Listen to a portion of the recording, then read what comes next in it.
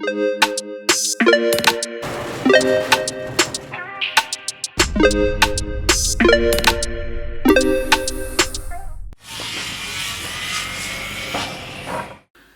welcome back to Limited Insight and episode 6 of the Granny Annex build.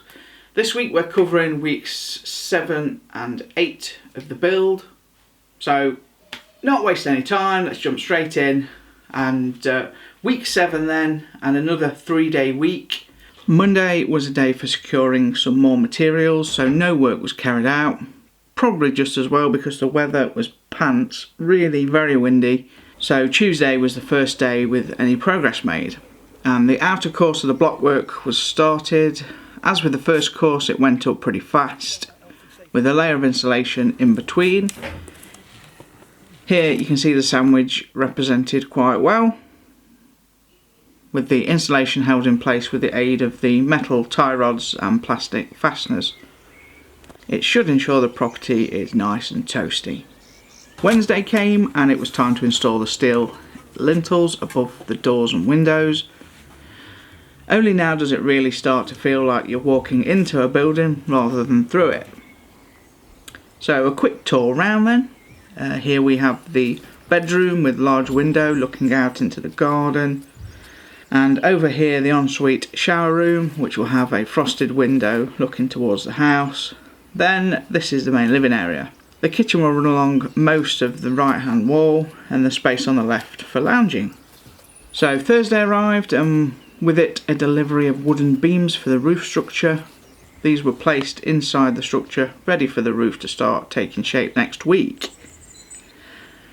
More blockwork continued to a point where it's nearly complete, that is apart from the back wall, simply due to more wall insulation being needed and not being available at suppliers. They will be trying to get hold of some more over the coming weeks so it can be completed. Such are the times we live in. There are many building materials in short supply at the moment and many items have longer lead times. Speaking of lead times, the windows and French doors have been ordered, another item that had to be shopped around for to find not the best price but the best lead time. But finally we have them on order and they should arrive in about 3 weeks. So just the 3 days worked in week 7 and on to week 8. Monday was mainly spent fitting timbers to the top of the walls ready to mate the roof structure to it. These timbers are secured to the walls with these metal brackets secured to the blockwork in several places. There are quite a few of these brackets throughout the building, ensuring a good solid adhesion.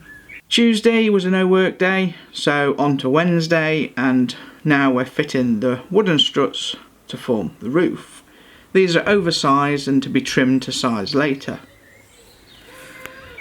A tree had to be cut down a little just to avoid it getting in the way of the roof construction and from growing into the building in the future. The week rolls on and the ceiling beams are gradually set in place. The roof tiles arrive. 3,000 of them, all of which need to be carried up to the site by hand, 5 tiles at a time. So due to the vibrations and potentially breaking the tiles, the mini dumper couldn't be used for this. In fact, this hasn't even been on site for a few weeks as it's no longer needed. An extra labourer would cost less than a crane, so that's what will happen next week. Until then, there are 3,000 roof tiles on the street if you fancy them. The week ended with some good progress. The roof is nearly ready for some tiles. Just another day's work left, I guess, to get it to that stage. You can see the silhouette of the building now. Its presence is pretty clear. Looking forward to next week, getting tiles on the roof. It feels like a decent milestone. So that's it for this one. Thank you very much for watching. Week 9 next week. Really looking forward to it. I'll see you then. Bye bye.